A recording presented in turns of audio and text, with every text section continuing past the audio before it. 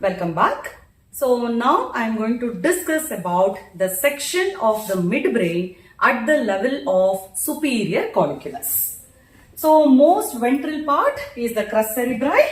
So crus cerebri unequally divided as the intermediate 2/3, which is basically containing the corticospinal fibers, and the remaining 1/3, the lateral 1/6 is temporospinal fibers, temporopontine fibers, and the medial 1/6 is the frontopontine fibers. So this is the medial 1/6 frontopontine fibers, the intermediate 2/3 corticospinal fibers, and the lateral 1/6 temporopontine fibers. Then this is representing the superior colliculus, and the rest of it is tegmentum.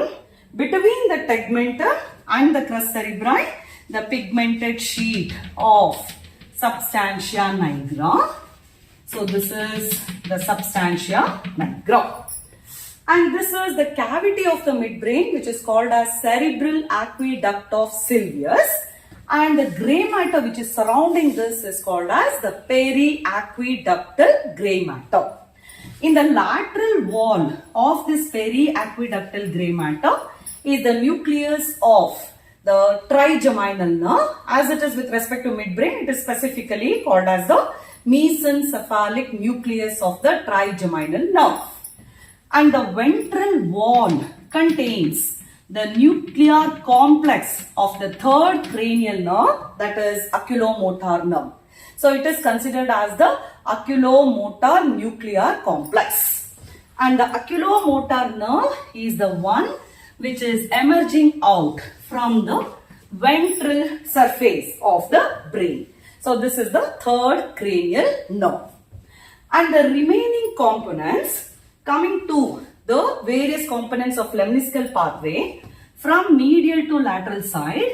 So most medially, the medial lemniscus, then comes the trigeminal lemniscus and the spinal lemniscus.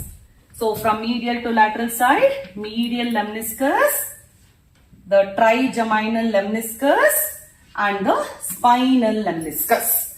Please note, the lateral lemniscus is not appreciated at the level of superior colliculus. And one more nucleus which is appreciated here is the pretectal nucleus. So this is pretectal nucleus. So as already mentioned, the medial lemniscus is nothing but the continuation of fasciculus gracilis and fasciculus cuneatus. Trigeminal lemniscus, the sensory fibers from the trigeminal area of the face. Spinal lemniscus is the continuation of the lateral spinothalamic tract. Then the remaining part, so this shows the central tegmental tract. The characteristic feature of the section of midbrain at the level of superior colliculus, two important decussations are appreciated. So these are considered as the dorsal tegmental decussation and ventral tegmental decussation.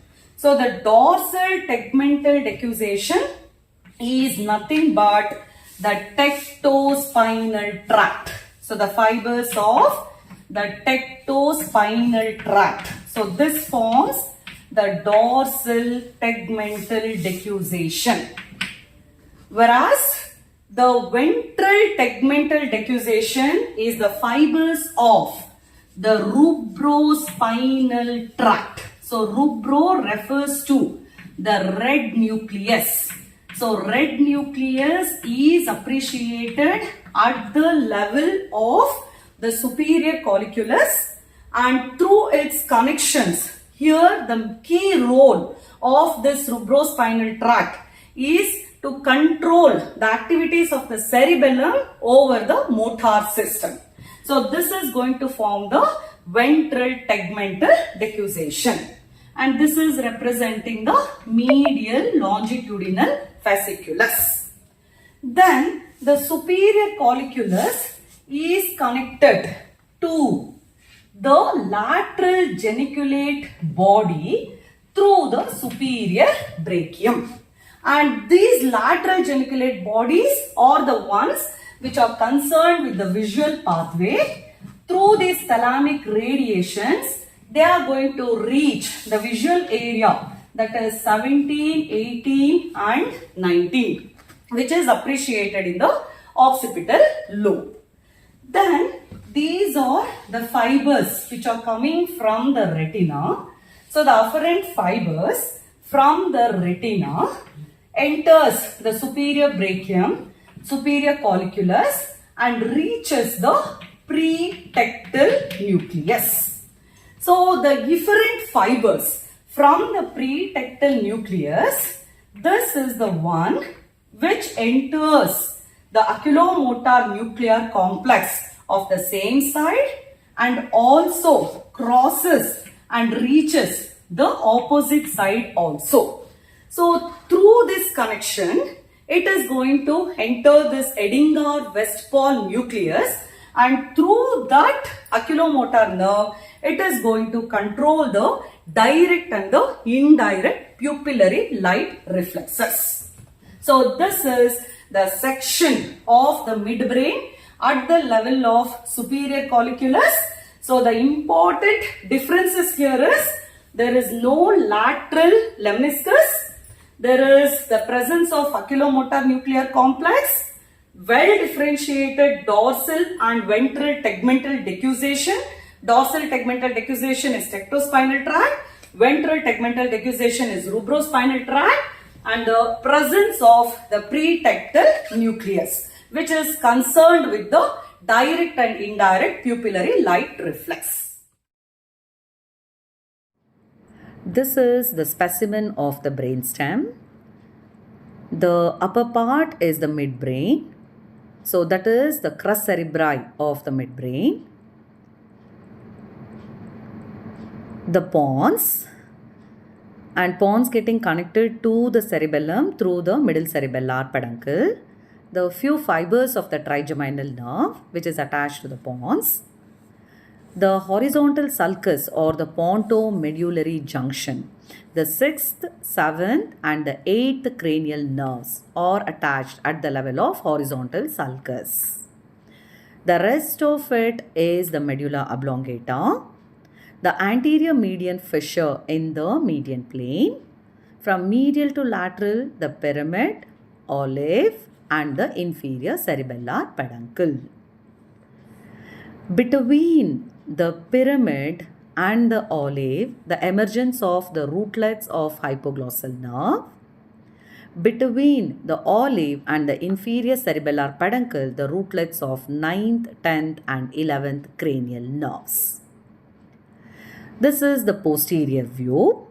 The upper part is the midbrain, the two colliculi, superior colliculus and the inferior colliculus, separated by the cruciform suture.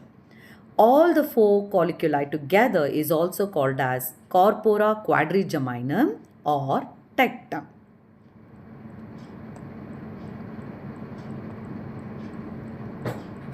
This is the superior surface of the section of the midbrain at the level of superior colliculus. The most ventral part is the crus cerebri, plural it is crura cerebri. The pigmented sheet substantia nigra, which is intervening between the crus and the tegmentum.